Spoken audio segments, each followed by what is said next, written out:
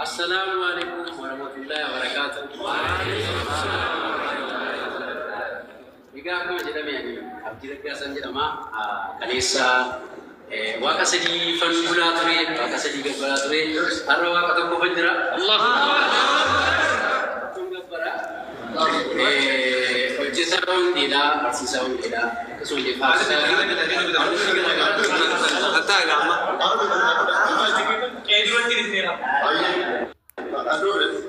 hayye dhaggeeffannu kaleessa barsiisaawwan dheedhaa labaawwan dheedhaa akkasuma jeeffataa fi kallattii garaa garaa hojjechiisa mana sanaan ture alhamdulillah arga jaruu rabbi tokkicha fanbulaa jira rabbi tokkicha gabbaraa jira barreen gaddaayyoona kana rabbi sanan keessaa tokko nu jalaa bile jenneetu ayyaaneffachaa turre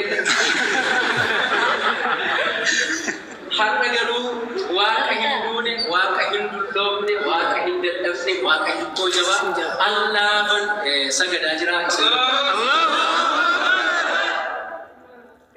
waan isin beektan waan tokko isin yaadachiisuu barbaada islaamummaanii amantii haqaatii amantii ragaati akkasumallee islaamummaanii galaana qulqulluu budduqee yookiin immoo qicamee hin dhumne namni hundumtuu waan barbaade keessaa kan argatu gaaffii ilmaan namaa hundumaatiif deebii qabu.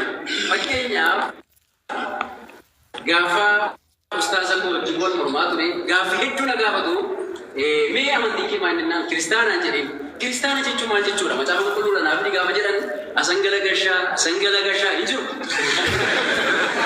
Akkasuma waa'ee sillaasee mormi bal'oo hin taasifne turre waa'ee sillaasee macaafa keessaa naaf ni gaafa sanaan jedhanii nan barbaada hin jiru. Akkasuma waa'ee waaqummaa Yesuus irratti waan baay'ee waliin dubbachaa turre ani waaqa bakka inni jedhee baay'ee barbaanne saayibota koo wajjiniin baay'ee dhamaaneera hin arganne kanaafiyyuu waaqa tokkichi dhugaan gabbaramu Allah. Kanaaf turtii yeroo dheeraa booda utuun dubbisuu utuun qo'addoonii macaafa isaan barreessan amanuu baatullee amantii hojii barbaade kan jedhu dubbisuu jalqabee kitaaba sana dubbisee gaafa guyyaa arfaffaa ani shahadaa qabadhee jechuudha. Alhamdulillah amma irraatti guyyaa irraa wajjin harolee nama tokko shahadaa qabsiisnee jirra nama 11 gara amantii islaamummaatti fidee jira jechuudha. Warra harar baay'ee isin kabajaa baay'ee isin jaalladha baay'ee bilbiltanii jajjabeessaa turtaniittu gamanumaan kabajamaa barakaadhaan isin jedha. Assalaamu alaikum warahmatullahi wabarakatuh.